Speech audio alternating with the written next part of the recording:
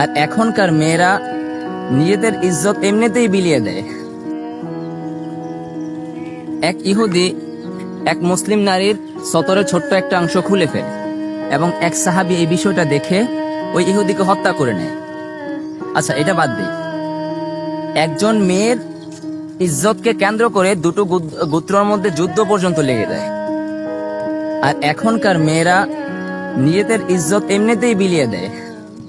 কিছু মেয়ে আছে যারা টাকার বিনিময়ে নিজের ইজ্জতকে বিলিয়ে দেয়, আবার এমনও কিছু মেয়ে আছে যারা হারাম রিলেশনশিপ করে তাদের ইজ্জতকে পরপুরুষের কাছে বিলিয়ে দেয়। আচ্ছা, মেয়েরা এখন এমন জামা কাপড় পরে যে জামা কাপড় ছেলেদের, মেয়েরা এখন প্যান্ট শার্ট পরে ঘুরে, মেয়েরা এখন এমন জামা কাপড় পরে যে জামা কাপড় পরলে তাদের শরীরের পুরো গঠনটাই বোঝা যায় বা তাদের শরীরের অঙ্গ সব দেখা যায়।